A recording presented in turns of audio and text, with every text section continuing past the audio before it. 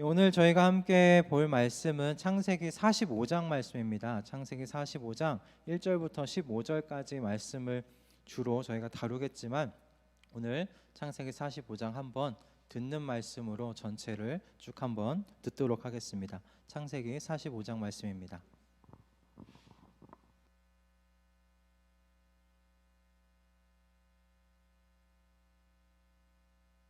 제45장. 요셉이 시종하는 자들 앞에서 그 정을 억제하지 못하여 소리질러 모든 사람은 나에게서 물러가라 하고 그 형제들에게 자기를 알리니 그때 그와 함께한 다른 사람이 없었더라.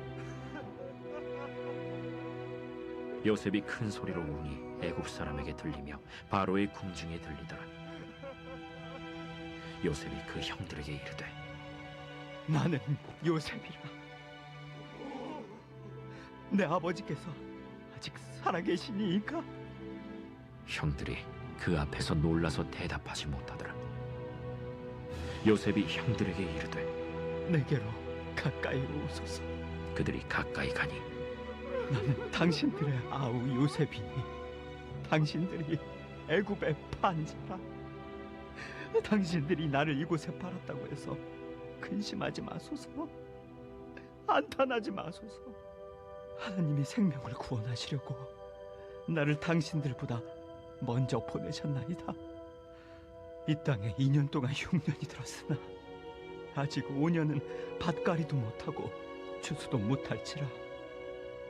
하나님이 큰 구원으로 당신들의 생명을 보존하고 당신들의 후손을 세상에 두시려고 나를 당신들보다 먼저 보내셨느니, 그런즉 나를 이리로 보내니는 당신들이 아니요 하나님이시라. 하나님이 나를 바로에게 아버지로 삼으시고 그 온 집의 주로 삼으시며 애굽 온 땅의 통치자로 삼으셨나이다. 당신들은 속히 아버지께로 올라가서 아뢰기를, 아버지의 아들 요셉의 말에 하나님이 나를 애굽 전국의 주로 세우셨으니 지체 말고 내게로 내려오사 아버지의 아들들과 아버지의 손자들과 아버지의 양과 소와 모든 소유가 고센 땅에 머물며 나와 가깝게 하소서. 흉년이 아직 5해가 있으니 내가 거기서 아버지를 봉양하리이다. 아버지와 아버지의 가족과 아버지께 속한 모든 사람에게 부족함이 없도록 하겠나이다 하더라고 전하소서. 당신들의 눈과 내 아우 베냐민의 눈이 보는 바 당신들에게 이 말을 하는 것은 내 입이라. 당신들은 내가 애굽에서 누리는 영화와 당신들이 본 모든 것을 다 내 아버지께 아뢰고 속히 모시고 내려오소서 하며 자기 아우 베냐민의 목을 안고 우니 베냐민도 요셉의 목을 안고 우니라. 요셉이 또 형들과 입맞추며 안고 우니 형들이 그제서야 요셉과 말하니라. 요셉의 형들이 왔다는 소문이 바로의 궁에 들리매 바로와 그의 신하들이 기뻐하고 바로는 요셉에게 이르되 내 형들에게 명령하기를, 너희는 이렇게 하여 너희 양식을 싣고 가서 가나안 땅에 이르거든 너희 아버지와 너희 가족을 이끌고 내게로 오라. 내가 너희에게 애굽의 좋은 땅을 주리니 너희가 나라의 기름진 것을 먹으리라. 이제 명령을 받았으니 이렇게 하라. 너희는 애굽 땅에서 수레를 가져다가 너희 자녀와 아내를 태우고 너희 아버지를 모셔오라. 또 너희의 기구를 아끼지 말라. 온 애굽 땅의 좋은 것이 너희 것임이니라. 이스라엘의 아들들이 그대로 할세 요셉이 바로의 명령대로 그들에게 수레를 주고 길 양식을 주며 또 그들에게 다 각기 옷 1벌씩을 주되 베냐민에게는 은 300과 옷 5벌을 주고 그가 또 이와 같이 그 아버지에게 보내되 수나기 10필에 애굽의 아름다운 물품을 실리고 암나기 10필에는 아버지에게 길에서 드릴 곡식과 떡과 양식을 실리고 이에 형들을 돌려보내며 그들에게 이르되 당신들은 길에서 다투지 말라. 그들이 애굽에서 올라와 가나안 땅으로 들어가서 아버지 야곱에게 이르러 알리어 이르되 요셉이 지금까지 살아있어 애굽 땅 총리가 되었도이다. 야곱이 그들의 말을 믿지 못하여 어리둥절하더니 그들이 또 요셉이 자기들에게 부탁한 모든 말로 그에게 말하매 그들의 아버지 야곱은 요셉이 자기를 태우려고 보낸 수레를 보고서야 기운이 솟아난지라. 이스라엘이 이르되 조카도다.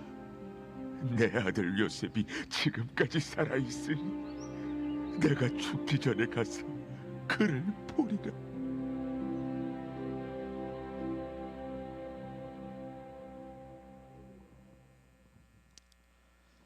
예, 오늘 창세기 45장 1절부터 15절 말씀을 통해서 하나님의 섭리에 매여 있는 사람들이라는 제목으로 또 하나님께서 우리에게 주신 말씀의 은혜를 함께 나누도록 하겠습니다. 여러분, 그 성도가 사랑하는 여러 말씀들이 있지 않습니까? 여러 말씀들이 있는데 또 그 말씀들 중에 이 말씀 로마서 8장 28절 말씀을 또 좀 좋아하실 것 같다, 사모하실 것 같다는 생각이 들었어요. 로마서 8장 28절 말씀은 이런 말씀이죠. 하나님을 사랑하는 사람들 곧 하나님의 뜻대로 부르심을 받는 사람들에게는 모든 일이 서로 협력해서 선을 이룬다는 것을 우리는 압니다 라는 말씀이 로마서 8장 28절의 말씀인데 이 말씀 참 좋아하실 것 같아요. 왜냐하면 제 개인적으로도 이 말씀을 통해서 당한 고난의 때를 이길 힘을 얻기도 하고 또는 고난의 그 어떤 길의 그 터널을 고난의 터널을 지나고 계시는 성도님들을 이 말씀으로 위로해드리고 격려도 해드렸던 그런 기억들이 떠올랐기 때문입니다. 그래서 이 말씀들 참 좋아하지 않으실까 싶어요. 하나님의 뜻대로 부르심을 입은 사람들, 즉 하나님을 사랑하는 하나님의 자녀들에게 닥친 여러분 모든 일들은 어떤 식으로든 결국 우리의 삶에 선을 이룬다는 이 말씀은 사실 참 힘겨운 오늘 하루하루를 이날의 하루하루를 보내는 성도들에게 참 큰 위로의 말씀이 아닌가 생각이 듭니다. 그런데 우리가 28절의 말씀에 나오는 이 선을 어떤 의미에서는 좀 너무 개인적인 삶의 선으로만 우리가 해석하고 그렇게 받아들이고 있지는 않은가라는 생각이 좀 들었습니다. 28절의 말씀은 그 뒤에 이어지는 29절과 이 30절의 말씀과 함께 읽을 때 비로소 좀 하나님의 선이라는 영역으로 확장되는 것을 저희가 보게 되는데 29절과 30절의 말씀 우리 함께 읽어볼까요? 로마서 8장 29절과 30절 말씀인데요. 떠 있나요? 29절 30절 말씀 함께 읽도록 하겠습니다. 하나님께서는 미리 아신 사람들을 택하셔서 자기 아들의 형상과 같은 모습이 되도록 미리 정하셨으니 이것은 그 아들이 많은 형제 가운데서 맏아들이 되게 하시려는 것입니다. 그리하여 하나님께서는 이미 정하신 사람들을 부르시고 또한 부르신 사람들을 의롭게 하시고 의롭게 하신 사람들을 또한 영화롭게 하셨습니다. 아멘. 28절의 이 말씀을 방금 우리가 함께 읽은 29절과 이 30절의 말씀 아래에서 저희가 바로 보게 되면 성도의 삶 속에서 이루어지는 이 선이 하나님의 뜻과 하나님의 목적 아래에서 좀 보다 선명히 드러나게 되는 것을 우리가 살펴볼 수가 있어요. 하나님의 여러분 29절과 30절의 말씀을 보면 하나님의 목적은 두 가지입니다. 첫째는 뭐냐면 하나님의 뜻대로 부름을 입은 하나님의 여러분 자녀들, 그 성도들을 예수 그리스도와 같은 모습 되게 하시려는 것, 이것이 하나님의 첫 번째 목적이고 두 번째 목적은 하나님의 가족의 일원이 되게 하시려는 것이다 라는 것을 우리가 볼 수 있습니다. 하나님의 성품을 가진 그런 온전한 사람으로 하나님께서 만들어 가시는 것, 그것이 하나님의 첫 번째 목적이고 두 번째 예수 그리스도께서 많은 형제들 중에 맏아들이 되신다라는 의미와 같이 우리가 예수 그리스도를 형님하고 부를 수 있는 그런 가족이 된다는 것, 진짜 그런 가족이 된다라는 그런 의미예요. 하나님의 자녀로서 우리가 하나님의 가족의 일원으로 하나님께서 받으시려는 그런 목적을 두고 계시다는 그런 의미입니다. 그래서 하나님께서 우리를 어떻게 하시는가? 30절 말씀이에요. 30절 말씀에서 뭐라고 하셨습니까? 성도를 하나님께서 영화롭게 하신다, 영광스럽게 하신다라고 이야기하십니다. 여기서 이 영화롭게 한다라는 것은요, 여러분, 미래에 일어날 일이지만 미래형이 아니에요. 과거형으로 되어 있어요. 영화롭게 하셨다라고 되어 있습니다. 왜 그렇게 기록되어 있겠습니까? 그러니까 하나님께서 그렇게 미리 하시겠다고 하신 일이지만, 미리 그 나중에 일어날 일이지만 이미 일어난 일이라고 하나님께서 말씀하셨으니 우린 다 영화롭게 된다. 그건 이미 일어난 일이다. 그렇게 해석이 되는 겁니다. 저와 여러분이 영화롭게 되는 일은 하나님께서 하시는 사역으로서 이미 확정된 일이라는 거예요. 이미 끝난 일이라는 거예요. 저와 여러분이 다 이미 영화롭게 되는 것이 결정된 사람들이라는 거예요.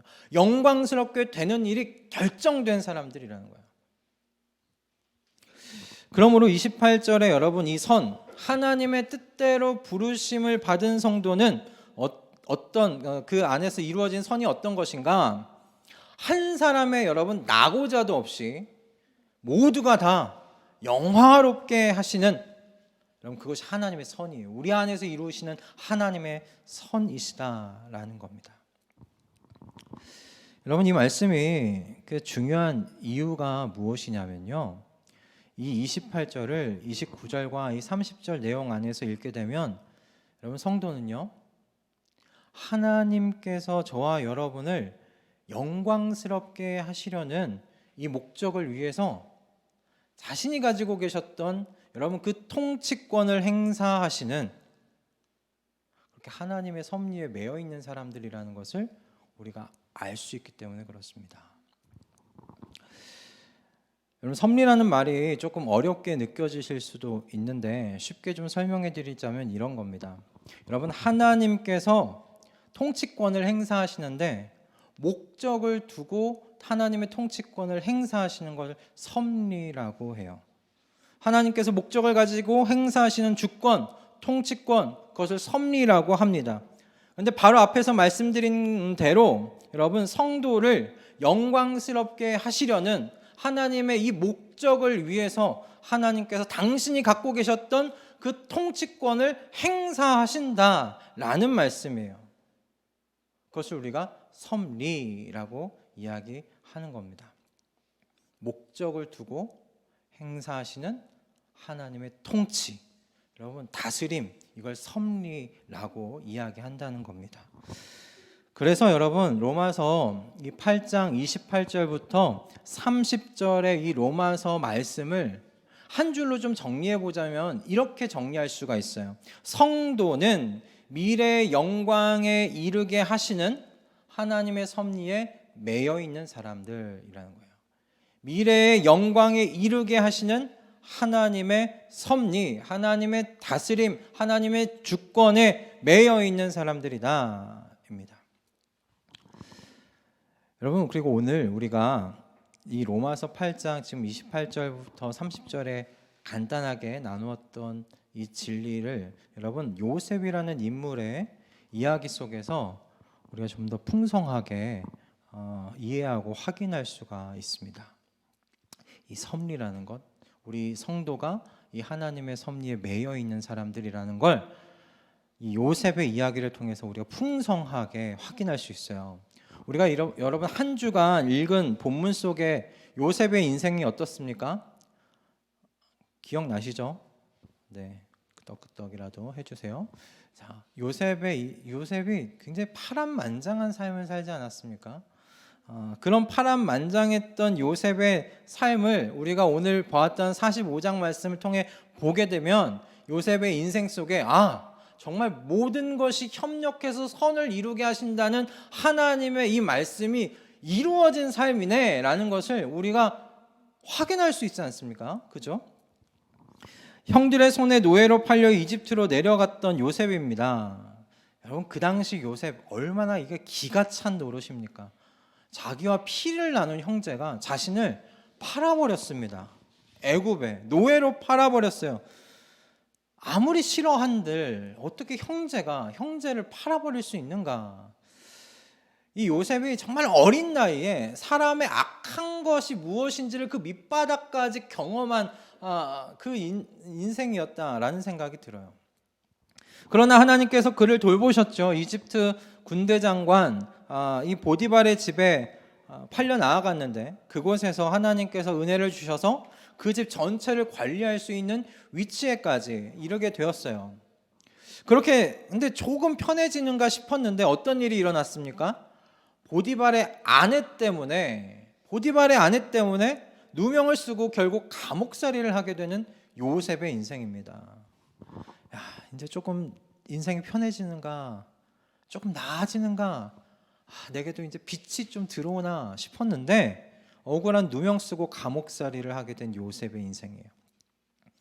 근데 참 신기한 것은 그 감옥살이 하는 그곳에서도 하나님께서 요셉을 형통하게 하셨다라는 그런 말씀을 우리가 보게 되죠.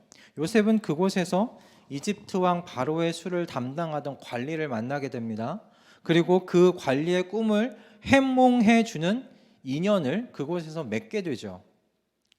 바로의 수를 담당하던 관리는 정말 요셉의 해몽대로 감옥에서 풀려나게 되었고요.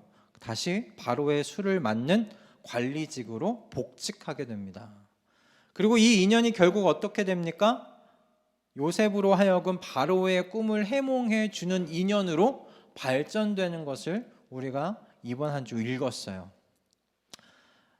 바로의 꿈을 해몽해 준 요셉, 드디어 애굽의 총리가 되었습니다. 오늘 본문 속 형제들을 만나기 전까지 요셉의 인생이에요. 그죠? 오늘 본문 속 형제를 만나기 전까지의 이 요셉의 인생을 보면 요셉의 경험한 이 모든 것은 모든 것을 협력해서 선을 이루신다는 이 하나님의 요셉의 개인적인 삶 가운데 이루신 선으로 우리가 볼 수 있어요. 진짜 힘든 일, 어려운 일들 다 하나님께서 이렇게 형통케 하셔서 결국은 요셉을 애굽의 총리가 되게 하셨구나. 애굽의 개인적인 삶 가운데 하나님께서 이렇게 선을 만들어 주셨네. 복되게 해주셨네. 형통하게 해주셨네. 우리가 그렇게 바라볼 수가 있어요. 이것만으로 사실 요셉이나 이 요셉의 이야기를 읽고 있는 저나 여러분이나 동일하게 위로를 받을 수 있다고 생각합니다. 그죠? 이 자체만으로도 얼마나 감사해요. 우리의 삶 가운데 여러 가지 우여곡절들, 힘든 일들 있겠지만 이 모든 것들을 하나님께서 협력해 하셔서 복되게 해주신다는 것, 선을 이루어 주신다는 것. 여러분, 이 소식이 우리 개인적으로도 정말 감사한 일이고 기쁜 소식이라는 생각이 듭니다. 그런데요, 여러분, 요셉이 오늘 45장에서 드디어 누구를 만납니까? 형제들을 만나요. 형제들을 만난 뒤에 요셉의 눈이 열렸어요. 어떤 의미에서 열렸는가? 하나님의 섭리를 깨달아요. 하나님의 섭리를 깨달아요. 개인적인 삶의 선을 이루시는 그 하나님을 형제들을 만나기 전에 알았다면 이 형제를 만난 다음에는 무엇인가? 하나님의 선을 이루시는 하나님의 섭리를 발견하게 되더라라는 겁니다. 오늘 저희가 함께 읽었던 5절과 7절을 보면 요셉이요, 형제들을 만난 다음에 하나님의 목적을 위해서 하나님께서 자신의 인생을 사용하셨다는 것을 깨닫는 모습이 나옵니다. 5절과 7절의 말씀인데 우리 한번 같이 들었지만 이번에 같이 읽어보도록 하겠습니다. 먼저 창세기 45장 5절의 말씀입니다. 함께 읽겠습니다. 그러나 이제는 걱정하지 마십시오. 자책하지도 마십시오. 형님들이 나를 이곳에 팔아 넘기긴 하였습니다만 그것은 하나님이 형님들보다 앞서서 나를 여기에 보내셔서 우리의 목숨을 살려주시려고 그렇게 하신 것입니다. 지금 요셉이 무엇이라고 이야기합니까? 형님들이 나를 보낸 것은 맞지만 형님들이 보낸 게 아니라 하나님께서 나를 앞서서 보내신 겁니다. 왜? 우리의 목숨을 살려주시려고. 엄청난 기근 속에서 우리 가족의 목숨을 살려주시려고 하나님께서 나를 보내신 거예요. 요셉이 그걸 깨닫는 겁니다. 형제들을 보고 나서. 여러분 7절 말씀입니다. 함께 읽을까요?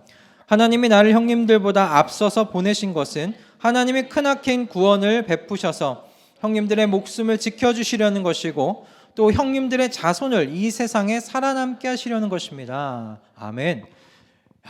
지금 요셉의 고백이 뭡니까?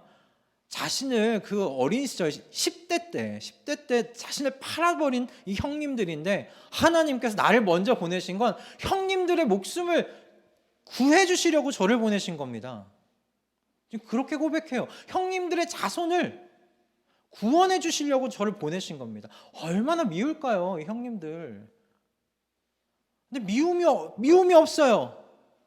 나를 먼저 보내신 건 형제들의 목숨을 구하게 하시기 위한 하나님의 계획이셨습니다. 하나님의 섭리셨습니다. 지금 그 고백하고 있는 거예요. 그리고 상반 8절 여러분 8절의 상반절에서 요셉이 또 이렇게 이야기를 합니다. 그러므로 실제로 나를 이리로 보낸 것은 형님들이 아니라 하나님이십니다. 3번에 걸쳐서 나를 여기 보내신 건 하나님이시라고 이 요셉이 고백해요. 여러분 말씀을 저희가 함께 읽는 김에 요셉이 창세기 50장에서 마지막으로 말했던 고백 50장 20절 말씀 우리 한 번 더 같이 읽어보도록 하겠습니다. 50장 20절 말씀입니다. 읽겠습니다. 형님들은 나를 해치려고 하였지만 하나님은 오히려 그것을 선하게 바꾸셔서 오늘과 같이 수많은 사람의 생명을 구원하셨습니다. 아멘. 요셉의 지금 생각이 어떻게 확정됐어요? 45장에서는 형님들의 목숨을 구원하시기 위해서 나를 보내셨다고 이야기하는데 50장에 이르러서는 어떻게 이야기하냐? 수많은 사람의 생명을 구원하시기 위해 나를 이곳으로 하나님께서 먼저 보내셨습니다. 그렇게 고백해요. 여러분 요셉이 깨달은 하나님의 섭리가 뭡니까?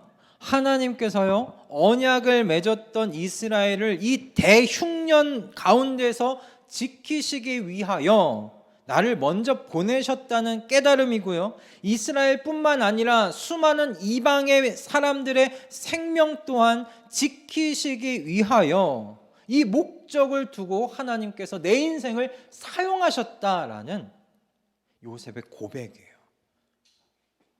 하나님의 섭리의 깨달음인 거죠.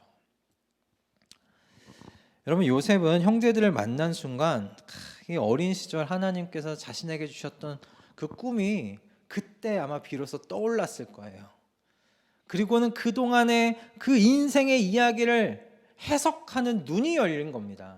아, 나의 모든 이 인생이 처음과 지금까지 그리고 마지막 그 끝까지 하나님의 섭리에 매여 있는 삶이구나. 수많은 생명을 살리시기 위한 하나님의 이 언약의 가족들을 영광스럽게 하시기 위한 하나님의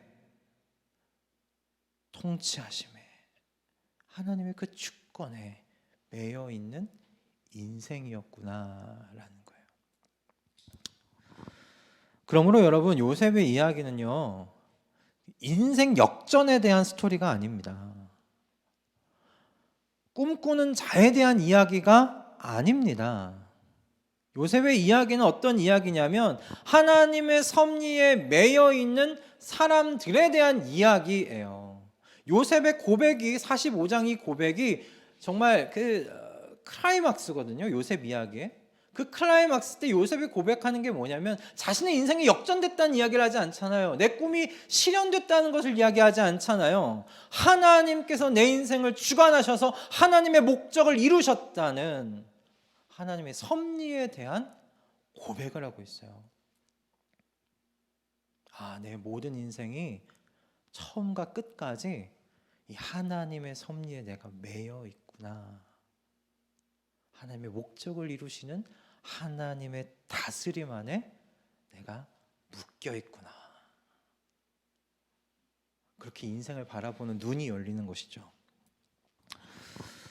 우리는 이렇게 요셉의 이야기 이거를 또 로마서 8장 28절과 30절의 말씀과 같이 보면 참 8장 28절과 30절의 말씀이 더 풍성하게 요셉의 삶의 이야기를 통해서 좀 이해가 되는 그런 역사가 일어난다 싶습니다. 근데 이 말씀을 통해서 우리가 좀 두 가지 묵상해 볼 수 있는 것이 있어요. 하나님의 섭리에 매여 있다는 것이 성도에게 무엇을 의미하는지 우리가 두 가지 정도 좀 생각해 볼 수 있는데, 첫 번째는 여러분, 하나님의 섭리에 매여 있음은 성도가요 하나님의 그 사랑의 은총을 확신할 수 있다라는 의미로 우리가 가질 수 있다라는 것입니다. 여러분, 요셉의 이야기에서 하나님의 목적이 무엇이셨어요? 하나님과 이 언약의 관계 속에 있는 이 야곱 가족의 생명을 구원하시는 것이 여러분 하나님의 목적이셨어요. 어디 그뿐입니까? 하나님께서 로마서에서 사도 바울이 또 이제 확신하게끔 하시는 것은 무엇이냐면, 하나님께서 하나님의 백성을 영광스럽게 하시는 이 목적을 위해서 하나님께서 모든 통치권을 사용하신다는 말씀으로 또 로마서에서 이야기하고 있는 것을 보게 돼요. 즉 여러분, 하나님의 백성은 삶의 처음과 삶의 마지막까지 하나님의 생명을 구원하실 뿐만 아니라 우리를 영광스럽게 하시려는 그 하나님의 이 사랑의 은총에 붙들려 있다는 사실, 여러분 이것이 하나님의 섭리 안에서 우리가 확신할 수 있는 진리다라는 것입니다. 여러분, 하나님께서 목적을 두고 계신 것, 우리를 영화롭게 하시는 거예요, 그죠? 그리고 요셉의 삶 속에서 하나님 가지고 계셨던 목적도 이 사람들을 구원하는 것이었어요. 살리는 것이었고 생명을 보존케 하시는 것이었어요. 하나님의 목적이요, 하나님 자신만을 위한 목적이 아니라는 것을 우리가 보게 돼요. 하나님께서 사용하시는 주권, 하나님의 그 다스리심, 여러분이 모든 것이요 저와 여러분들을 위한 목적이라는 사실, 우리들을 위한 그 사랑과 은총의 여러분 결과라는 사실, 여러분 기억하실 수 있기를 바랍니다.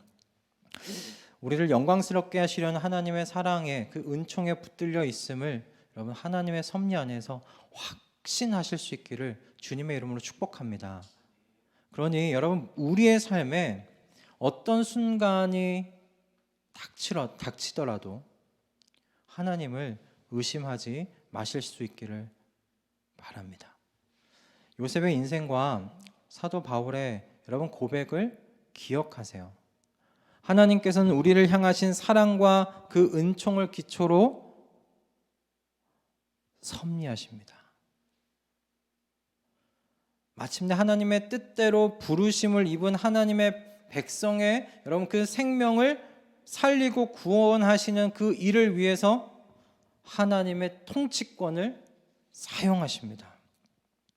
그럼 우리의 마지막은 애굽의 총리가 된 요셉의 영광을 함께 누리는 여러분 야곱의 식구들의 모습과 같음을 여러분 기억하실 수 있기를 바라요. 여러분 45장 말씀과 그리고 50장의 말씀을 보면 이 요셉이 애굽에서 누리고 있던 영광이 있잖아요. 부함이 있고 풍요로움이 있죠. 여러분 그것을 누가 같이 누립니까? 야곱의 식구들이 같이 누려요. 야곱의 식구들이 같이 누려요. 기근에 굶어 죽을 운명이었던 야곱의 식구들을 요셉과 함께 영광을 누리는 자리로 하나님께서 인도하시는 것을 보게 돼요. 여러분, 그것이 하나님의 섭리였듯이 저와 여러분을 또 어디로 인도하셨는가? 여러분, 예수 그리스도의 영광을 함께 누리며 살게 하시는, 그렇게 영광스럽게 하시는 것이 하나님의 여러분 목적이었다는 이 사실을 여러분 오늘 잊지 마실 수 있기를 주님의 이름으로 축복합니다. 하나님께서 하시는 그 모든 섭리는요, 하나님의 그 풍요로우심, 하나님의 그 영광의 그 영화롭게 되는 자리, 그것을 우리가 누리게 하시는데 하나님께서 목적을 두고 계시다는 이 사실을 여러분 꼭 잊지 마실 수 있기를 바랍니다. 하나님의 섭리에 매여 있다는 그래서 말은 하나님의 이 사랑의 은총 속에 성도의 삶의 처음과 마지막이 붙들려 있다, 다스려지고 있다. 여러분 이 사실을 여러분 꼭 기억하실 수 있기를 주님의 이름으로 축복합니다. 두 번째는 여러분 하나님의 섭리에 매여 있으면요, 성도가 하나님의 선을 향한 부름을 받았다는 그런 의미입니다. 하나님의 선을 향하여 부름을 받았다라는 의미다. 여러분 섭리라는 건 운명론이 아닙니다. 성도에게 모든 것이 정해져 있고 아무것도 할 필요가 없다, 뭐 그런 의미 아니라는 거예요. 하나님께서 하나님의 목적을 향해서 하나님께서 당신의 통치권을 사용하시면 그럼 나는 아무것도 하지 않아도 되는가? 다 이미 정해져 있는 것 아니냐? 아니라는 말씀이에요. 오늘 본문 속에 여러분 요셉을 보세요. 그는 형제들을 만난 순간 자신의 인생 처음과 지금까지 주관하셨던 하나님의 섭리를 깨달아요.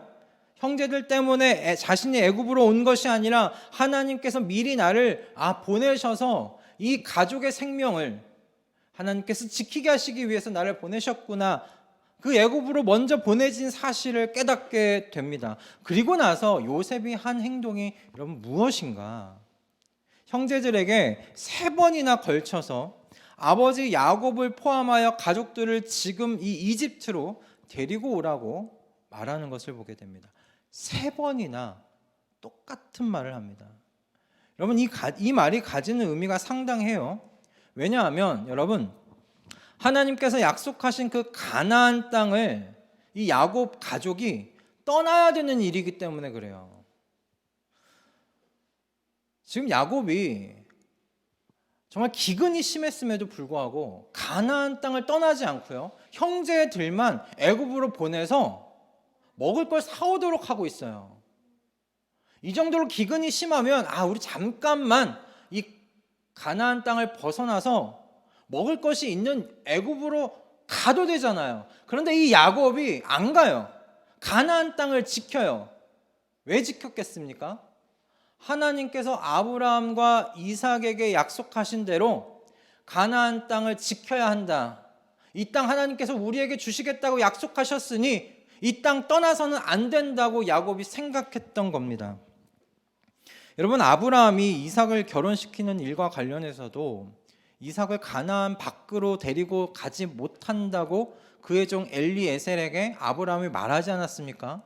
그리고 이삭 또한 이 가나안 땅을 떠난 적이 없습니다.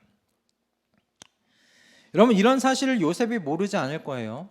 요셉 분명히 알 겁니다. 그런데 요셉이요, 하나님께서 주권적으로 자신의 인생을 가족의 이 생명과 이 땅의 사람들의 생명을 보존하는 이 목적을 위해 자신의 이 인생이 사용되어졌다는 것을 깨닫고는 지금 가족들에게 이야기하는 거예요. 가나안 땅 떠나서 지금 이 애굽으로 오세요. 여러분 우리가 하나님의 섭리를 알게 되었다는 건 하나님께서 그 목적을 가지시고 하나님의 통치를 행하신다는 건, 하나님의 목적을 그렇게 깨달았다는 건 성도로 하여금 행동을 요구하게 해요. 하나님이 무엇을 위해서 어떤 목적을 두고 하나님께서 하나님 가지고 계신 이 통치권을 행사하시는지를 알면 우리는 그럼 어떻게 행동해야 되는가? 행동을 요구받게 된다는 겁니다. 하나님께서 하나님의 뜻대로 부르신 자들에게 모든 것을 협력하셔서 여러분 개인적인 선을 이루실 뿐만 아니라 우리가 이 땅에서 작은 예수가 되게 하시고 하나님 나라의 가족이 되게 하시려는 하나님의 이 목적을 위해서 하나님의 통치권을 행사하신다는 것을 깨닫게 된다면 여러분 우리는 어떤 행동을 요구받게 되는가? 여러분 먼저는 하나님의 아들이신 예수 그리스도를 닮은 작은 예수가 되게 하시며 하나님 나라의 가족이 되게 하시려는 이 하나님의 목적에 동참하는 생명으로의 여러분 초대를 해야 하지 않겠느냐라는 것입니다. 모든 것이 풍요하고 풍족한 애굽으로 가족들을 급히 불렀던 요셉과 같이 생명의 여러분 근원 되시고 생명을 지키시고 보존하시는 하나님의 그 통치 안으로 사람들을 초대하는 여러분 그 행동을 우리가 요구받게 된다라는 그 말씀입니다. 그리고 저와 여러분을 작은 예수로 빚어가시는 이 하나님의 주권에 우리의 삶을 맡겨드리는 행동을 요구받게 된다라는 거예요. 여러분 야곱이 애굽으로 내려갈 때는 하나님께 자신의 모든 전 인생을 맡긴 겁니다. 애굽으로 갔다가 애굽에서 못 나오면 어떡해요? 그곳에서 죽게 될 텐데 자신의 시신이 애굽에서 못 나오면 어떻게 되나? 여러분 그런 걱정 야곱이 하지 않았겠습니까? 하나님께서 그런 걱정을 하고 있는 야곱에게 나타나셔서 말씀하십니다. 내려가라. 애굽으로 가는 것을 두려워하지 말아라. 내가 너와 함께 갈 거고 내가 또한 너와 함께 애굽에서 나올 거다. 그러니 애굽으로 내려가는 것 두려워하지 마. 지금 애굽으로 가는 거 맞아라고 하나님께서 야곱에게 나타나셔서 말씀하시고 야곱의 마음을 어루만져 주시는 것을 보게 돼요.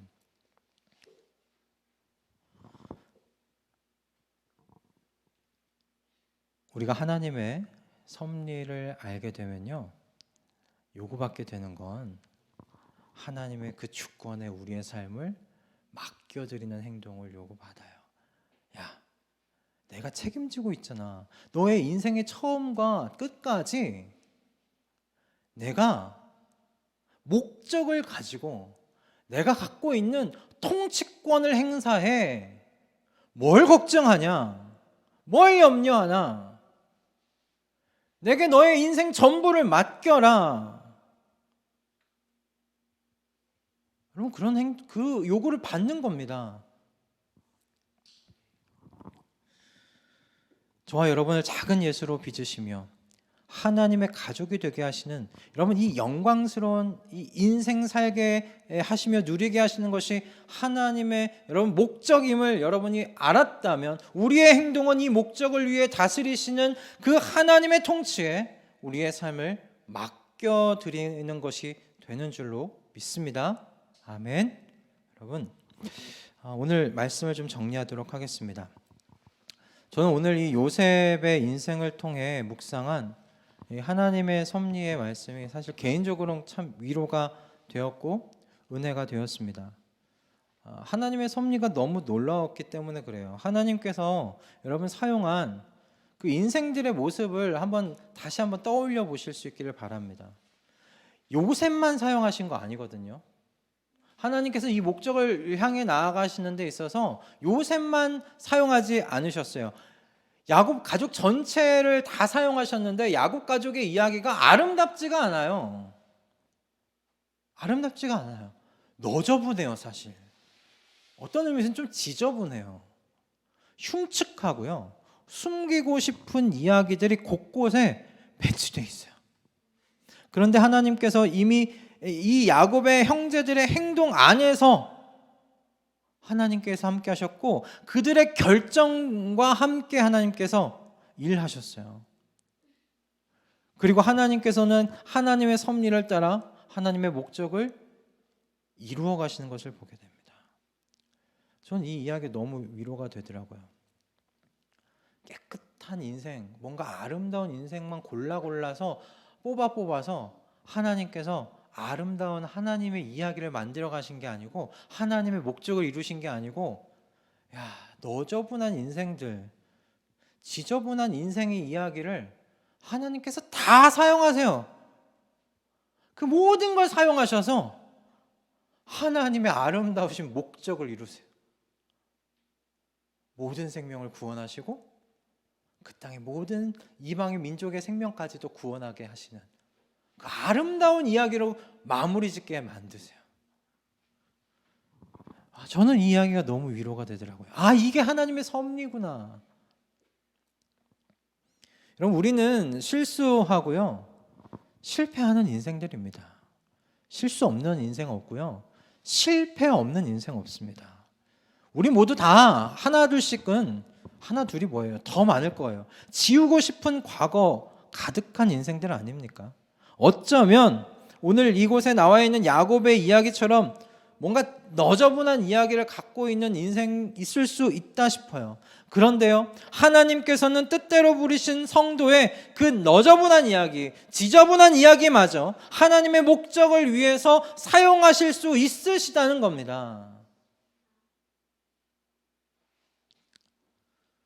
아니, 이미 그렇게 하고 계시고 저와 여러분을 이미 영화롭게 하셨다 말씀하세요.